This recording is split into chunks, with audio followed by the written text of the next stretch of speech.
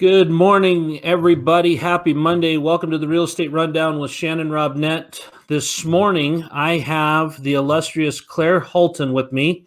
Say hello, Claire. Hey everyone, good to be here this morning, bright and early. Yeah, well, Claire's in San Francisco, so she's a little bit behind the rest of us, but waking up to a beautiful day there, I hope. Let me tell you a little bit about Claire. So Claire kind of went all over the world at a young age, it sounds like. Started in Mississippi by way of Sweden and Malta, winds up in San Francisco.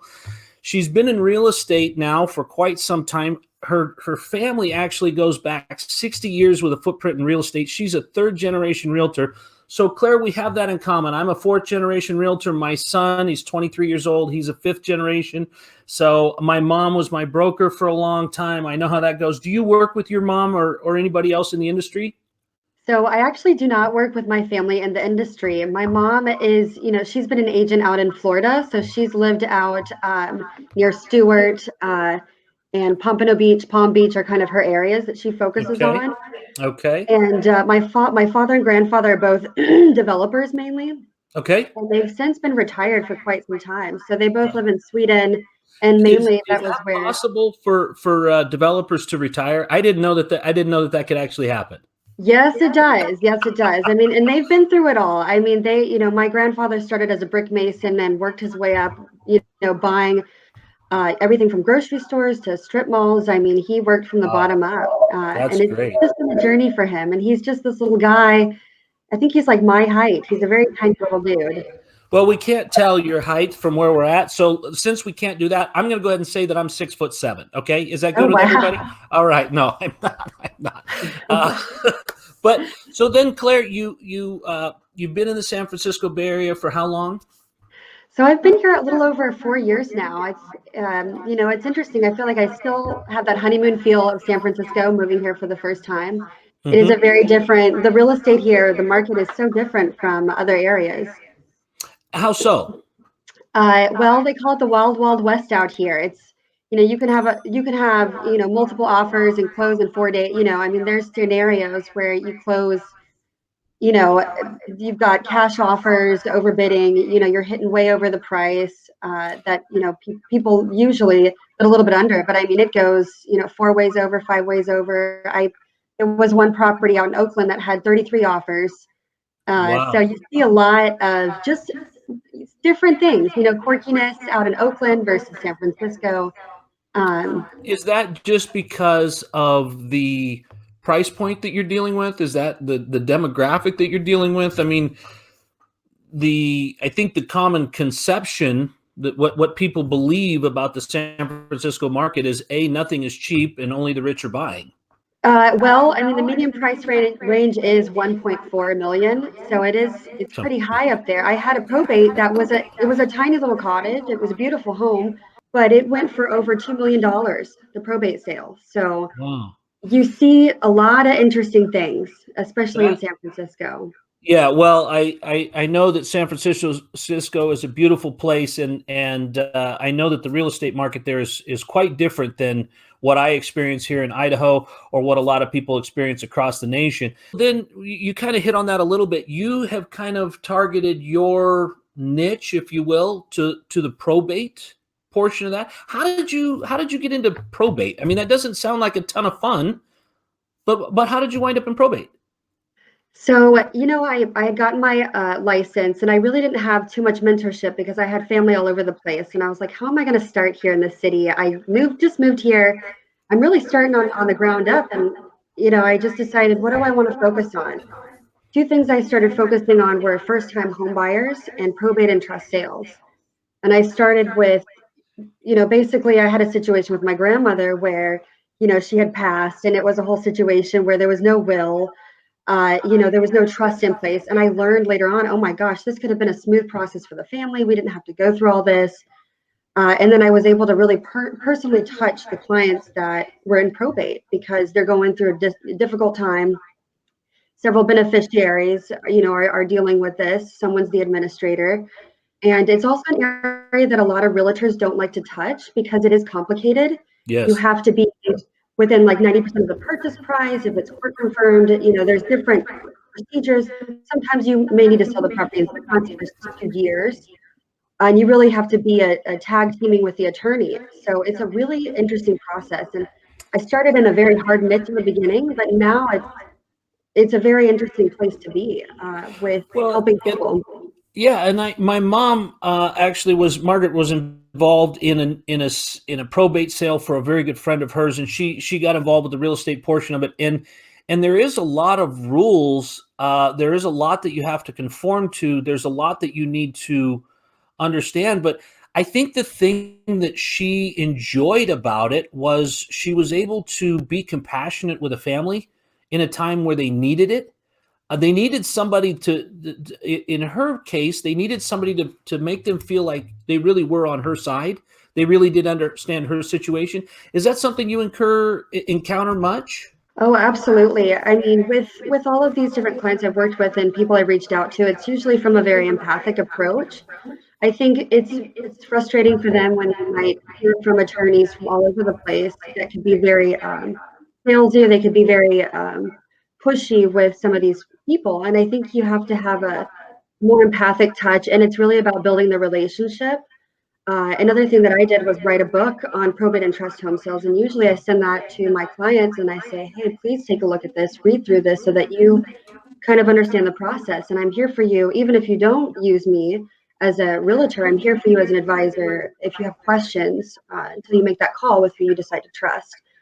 But yeah, it's a different approach. You can't, you have to understand the situation. You have to read through and understand the beneficiaries, understand what's going on, and you really have to work with the family. Sure. And so how is it that in that niche you find your best ways to market to that?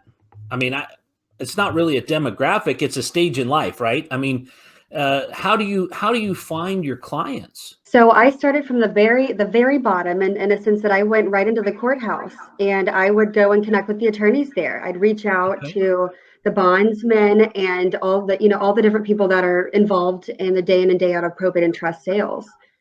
And at first I felt a little bit like an ambulance chaser. My family has a little bit easy where they've got everything.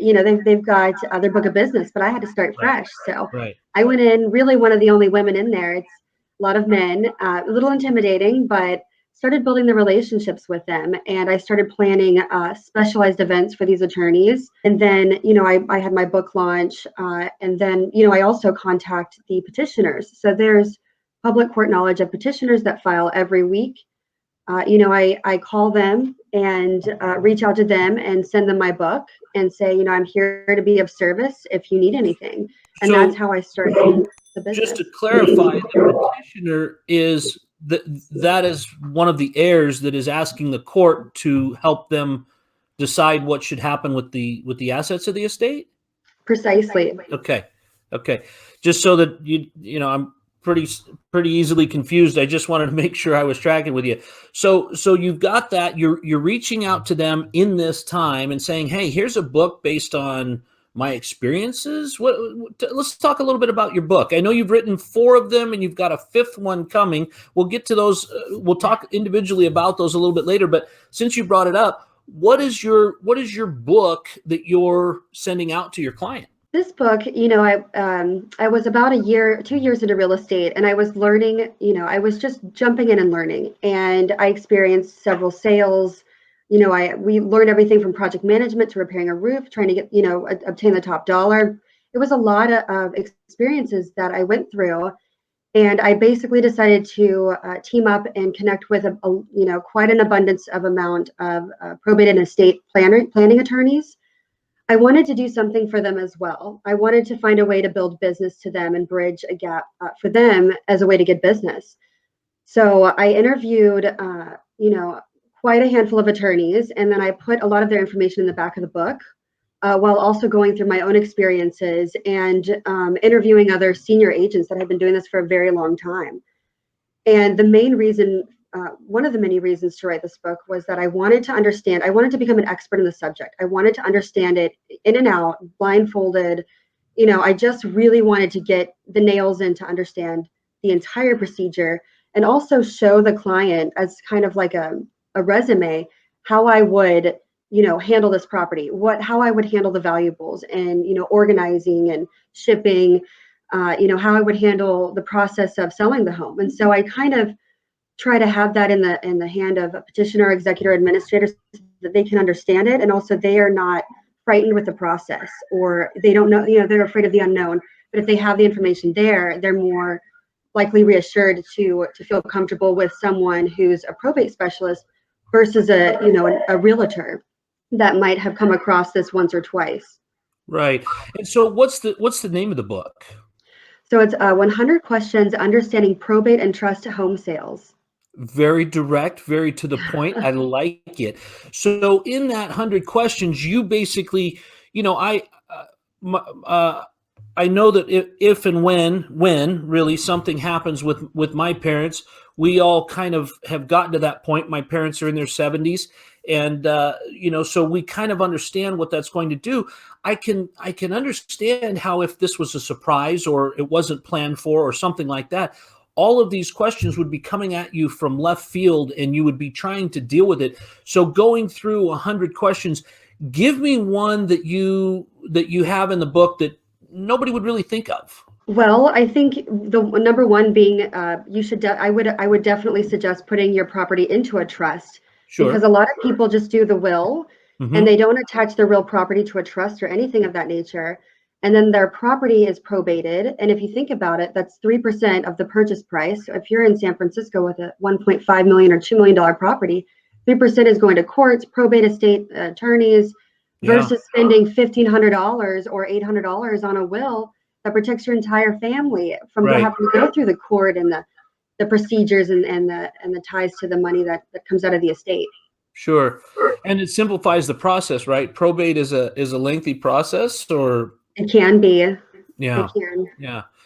So you've written this book, and that's just come from your experience, right? I mean, these are real life things where you've bumped into the situation, or somebody's asked you, or I mean, how did you come up with 100 questions? Very difficult, I think, for people to spend 10 to 15 hours reading a lengthy book. So I thought, you know what, I'm going to do something I'm going to write niches that I choose. So the first one is 100 Questions a First-Time Homebuyer in the San Francisco Bay Okay. Area Should Ask. Long Right. title, but each one is basically 100 questions, and it takes primarily 2 hours to read the book. So it makes it a little bit easier for the consumer and the reader to say, I can get this done, I can read it, and I can feel like I walked away with a nugget of knowledge. So it was mainly about deciphering the questions and which ones were the pertinent ones, which ones are the ones that are going to be important to these readers and help them understand. Well, the other thing that I think is beautiful about your book is it markets well to men, because we will just look at the question we need answered right now. we probably Right? won't read the Correct. whole book at once. I mean, why would we need to know all 100 when maybe we're only faced with 3 or 4? So we'll just go right to that. Same reason we don't read the instructions until it's too late. Very But true. sadly, it is very true. Very true. So Claire, you've been in the market now 4 years. You've seen how. Give me an example of where you've been able to help somebody with they started with your book. That it made them. What's that look like in your an inside scoop on Claire's work week with a client? Sure. Well, I've been in real estate now 3 years. It's been an interesting experience, just learning how to build and formulate your business and systems and get everything intact. With different clients, I've had people reach out and say, "Oh, I have a question about question about this or question about title." So, for example, I have a client that wants to buy an investment property, or this is a first-time home buyer. They have a question about lending options. I could say, "Hey, go to page 102, question 32 in the book," and the answer is right there. And Right. so I've been able to work with clients and train them to kind of streamline the process in a way that they can, without asking me the question, they're able to go through the book and read through it and find all the questions that they need. So I cut out a little bit of the advisor part, and then I can kind of become the confident and friend and advocate with the negotiation and finding the right property and consultant in certain ways. And I think when you talk about the demographic that you've worked with, the two groups, the first time home buyer and the probate, you're really dealing with the complete opposite ends of the spectrum. You only do it once. You're only a first-time home buyer once.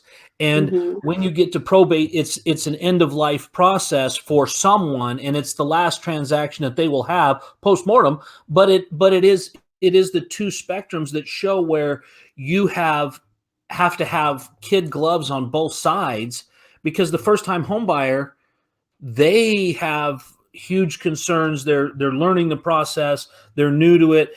They need to know what their options are. They want to see what other things are out there. They need to understand how to value the market. And I'm sure you probably deal with a lot of the same things on the other end, where you have children or heirs coming from out of town that may not understand what the value is. They hear about the San Francisco market in the news, but they're not intimately connected with it. They need to kind of get educated, get up to speed, a lot like a first-time home buyer would before that purchase goes down. Is that kind of what you're seeing? Precisely. I see a lot of the same questions, and it's totally understandable because it's the first time experience. And with first time home buyers, it's more of a journey for them. They're excited. It's an adventure. And for me, I want to create that atmosphere for them. I want them to be excited and enjoy the journey. And with the probate and trust with probate, it's more of being a confident, being an advocate, being there and helping make the process easier because it is an emotional process. And the funny thing about what you're talking about there is, I remember, and it was a little 1 bedroom, 1 bath condo in here in Idaho in '96. That one set me back, I think, $79,000 was what it was. But I remember the excitement. I remember being able to. It was mine. It was my own home. And I was building homes for other people, but those weren't mine. This was mine. And now the paint color mattered, and what the neighbor did with their yard mattered. And all the things that you went through with that were unique. I would put the home count in probably the 20s, maybe closer to 30, but the excitement's gone. It's another home for me. It's another transaction. It's what I do for work. It's how we make a living. It's all of those things.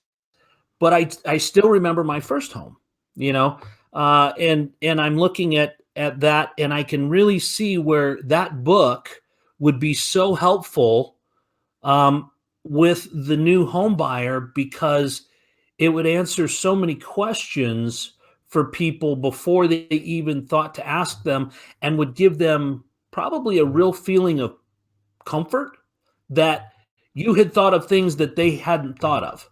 You had brought up items that maybe they didn't bring to the front of their mind because they wouldn't know to ask those. What are some of the comments you get from people that have read your book, Claire? Well, from the home buyer side, I get a lot of, mainly positivity. And the fact that it's short. I hear, I read it in 2 hours. It was great, and my boyfriend read it too in 2 hours. So it's like, okay, you're seeing couples reading it There you together. go with the men again, right? He skimmed it Yeah. in 2 hours. Okay, let's just be honest. And the thing is that it's short enough to make it fun, and you can do it together. Like it can be a group activity. It's fun to interact with your clients and get them educated. And so I see that with the book. With the second book, I've had clients that even didn't choose me. They went with someone else, and they would come back and say, your book is what helped me. It's Mhm. reading that book that assured me, and I was able to get questions answered where the attorney was busy, the realtor wasn't really there from, or situations where they just didn't feel like they were getting the questions answered, and they weren't feeling that reassurance with the Yeah. sale and everything. So, I've made friends along the way with, listing property, and even people that have, listed with someone else, and still stay in touch. Well, and Claire, it sounds like, I mean, not only did you come to San Francisco without too many contacts, you came and you started a new form of business for you. And so you've built a network with your book. You've been able to kind of talk with or get acquainted with other realtors that have seen the book, that have had their clients use the book. How is that the books helped you increase your network within the real estate community? been promoting through social media. I've got the book out there through Amazon. I'm trying to get the book on the bestsellers list, which is my next, trying to build it up the ladder, which has been exciting with the birth of the books and getting it out there in the sphere. I Right. feel like I'm a lot more well known, only having worked in this industry for now 3 years. I'm working with a team that is doing a billion in sales, has done a quarter of a billion in sales, which is a lot. It's quite a lot. And with a brokerage that is it's a tech real estate brokerage that is, basically launching out all over the United States, but has started in San Francisco. So I got the opportunity to work with them and learn their tools and proprietary technology and things that they offer their wonderful agents. It's just a lot of opportunity to see how other agents conduct their business and learn Right. from the best. It's Yeah. been wonderful. Yeah.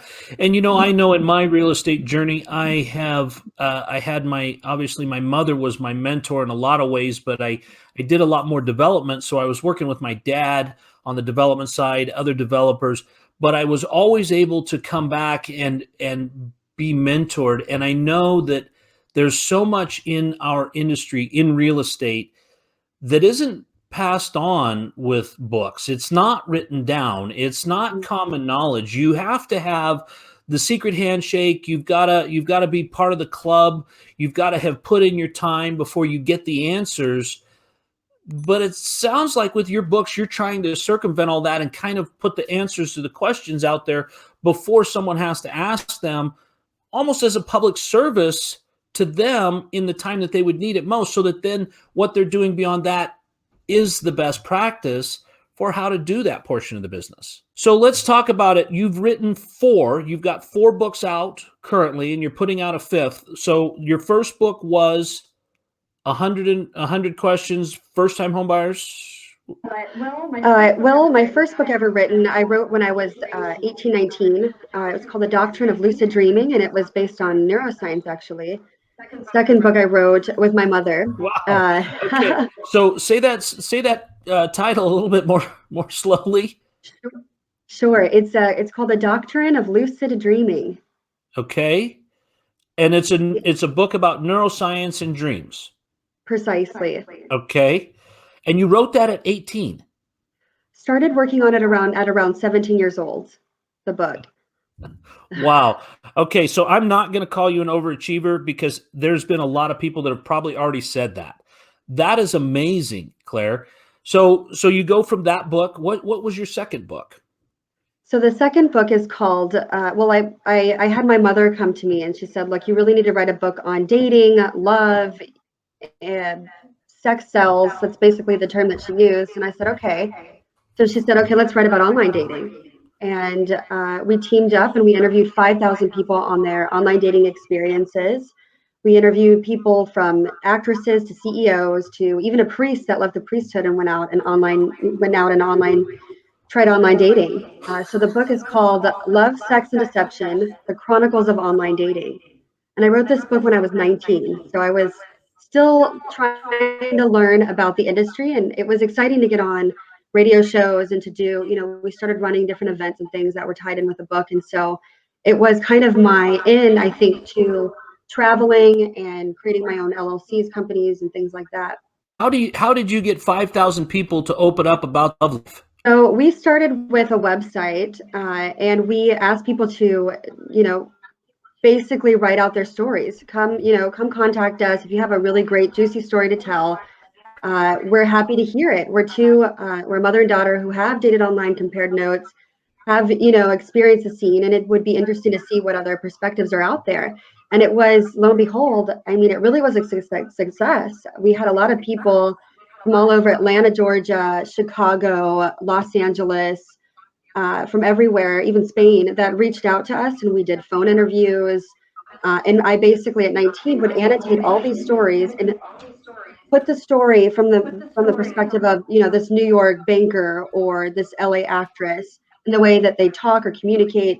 It was very fun to kind of summarize each story and get this out to the public. And it was traditionally sold through Morgan and James Book Agency. So it was our first traditional publisher. So the next book was actually 100 Questions a First-Time Homebuyer in the San Francisco should ask. I decided to jump in, into the real estate sector, which was exciting.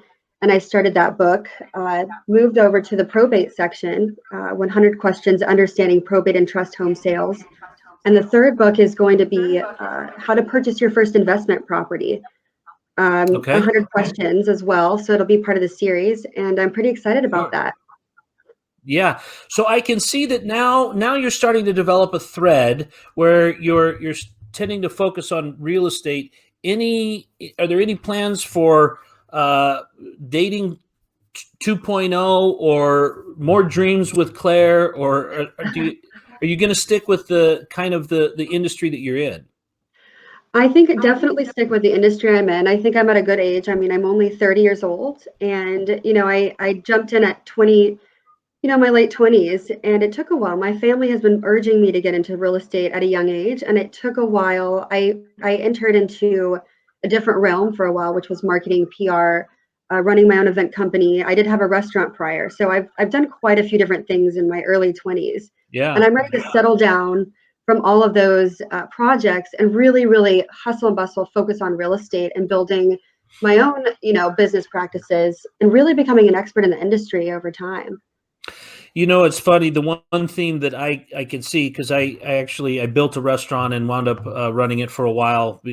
Long story, but we have so much in common. It's kind of funny. But the thing that I see is when you look at an event planning, you look at restaurants, you look at real estate, they're all a right now service industry.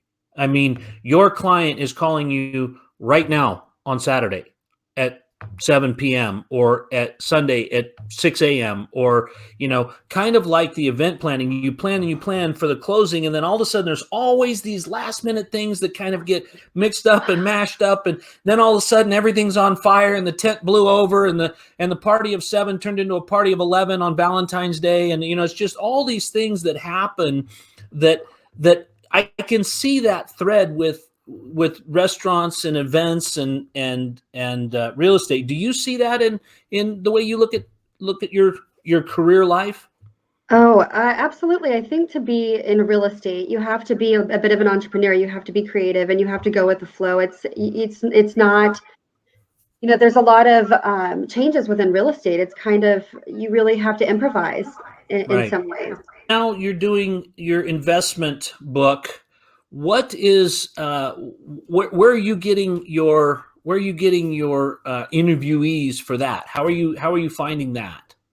Sure. Well, I'm reaching out mainly through social media, and my goal is to connect with, of course, developers, real estate attorneys. I really also want to focus on laws with tenants' rights and things like that. I think that's an area in San Francisco that you have to be careful with. You need to know some of these laws. And as someone who would invest, I want to know before, jumping into something, what the risk assessment is, what the laws are. And I'm actually teaming up with an attorney, with my business partner, Justin Hedemark, who, has some resources as well for real estate attorneys and understanding the laws behind a lot of this stuff. And that's something that a lot of people take for granted. They just think, well, it's real estate. There's not a lot to it. And, there's so much. But I know everything about fair housing. But there's so much more than just fair housing. There's so much more that is beyond that as far as how you actually do your business. So that, I think, will be a very needed book in our industry, because there's so many people that want to be their own property manager but don't understand what that really takes and what level of exposure legally they're putting themselves in. And I have a property management company. I've got some fantastic people that all they do is property management. They specialize in it for just that reason. So, but I see so much need in our industry for good communication, for good information to be put out there. And so I know that your book will be met with great success.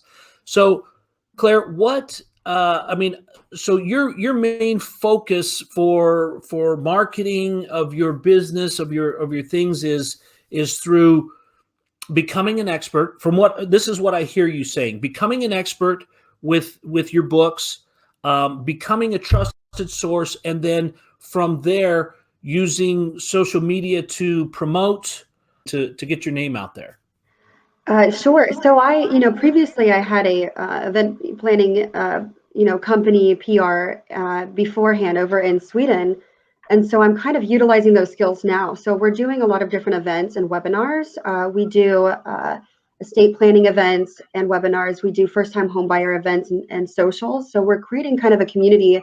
We're going to be doing the same thing with investors as well. We'll create a social club for the investors, and we'll probably most likely use some different social clubs in the city that are high ranking, really build up the buzz with these events and creating the community of people that will, in turn have this great community, but also trust us as the source, for any help with, having an agent, to property management, to whatever it is that their needs are. So that's kind of the goal that we have. It's creating a tribe of people that are that trust us, first-time home buyers, people that are dealing with probate and trust, and then of course investors. Let's bring this building of these of the tribe. How is our current situation with teen? How is it affecting your plans on how you were building your tribe? Well, it hasn't, I've been working with the webinars, the events that we've had. Luckily, we had some great events right before everything kind of hit with the COVID crisis. So I'm very thankful for that, because we were able to obtain a lot of lead capturing and clients and build friendships. It was wonderful. We had our premiere for our first time home buyer. We've got a website as well that's tied to the book. It's firsttimehomebuyersf.com. And that is where people can go directly to see where the events are happening, grab the book or the ebook, and, be a part of the community. Right now, we're moving virtual, and it's actually going pretty well. We've got a webinar coming up this month that is, how to protect your property in the state of the market, focusing on probate and trust home sales, having a trust and how that helps your home and things like that. But it's going fairly well. I mean, business hasn't stopped; it's still moving. But here in San Francisco, we are sheltering in place and keeping Right. busy. So are you doing more virtual gatherings, or are you kind of on hold right now? What is your plan moving forward? So I have a few events that I'd like to produce, but I want to hold off until, of course, we see what's happening. We've moved to webinars, and we're pretty excited as a team. We're working, I've got several members on my team that I work with. We have someone that moderates these webinars as well. That's a real estate consultant, and we kind of tag team building this together through social media. So we have Instagram. We also reach out to influencers. I've got, 7 or 8 influencers that are willing to cross promote through Instagram that have a total of 20,000 followers to 100,000 followers. So it's really just taking leverage of the social media of Instagram and Facebook, and then also CRM. I've got about 2,000 in my database of my CRM through having these events. That's So great. I just, I have these tailored marketing campaigns that I'm able to send out for, maybe attorneys or for probate petitioners. Then I might have a webinar that I might send to first-time home buyers or friends or people that I know are in the market or are going to start looking. That's excellent. Well, Claire, I really I can't thank you enough for your time this morning. And it's amazing to see someone like yourself with such energy, such passion for what you're doing. Being, I mean, when you look at the real estate world, 4 years in, 3.5 years in is a very short time. Even though you come from a history of over 60 years in the family businesses of real estate, I really commend you for what you've been able to accomplish, and the forward thinking to be honest with your clients and give them a resource, whether they become your client or not, but to be able to put a resource in the community's hands that says, hey guys, when you're faced with this task, with this new experience, here's some things to think about. So Claire, when this has been a live event, I really want to thank you for being on it. When we repost it on the other platforms that we have, we're going to have all of your information on that. But if somebody has a quick pen and paper, they want to write down, how do they get a hold of you easiest? Well, I'm on the team Helm Real Estate. So there's helmrealestate.com. There's also my personalized website, clairehultin.com. And, I'm found in Google. You can find my books through Google if you type in the names. You can find them on Amazon and on online platforms. Great. Well, Claire, I want to thank you again for your time. Unfortunately, with this live, when I end the broadcast, it severs our communication. But really, Claire, thank you so much for being on the Real Estate Rundown with Shannon Robnett. I hope you have a wonderful day. Well, thank you, Shannon. Thank you for having me. We'll talk again soon. Bye-bye.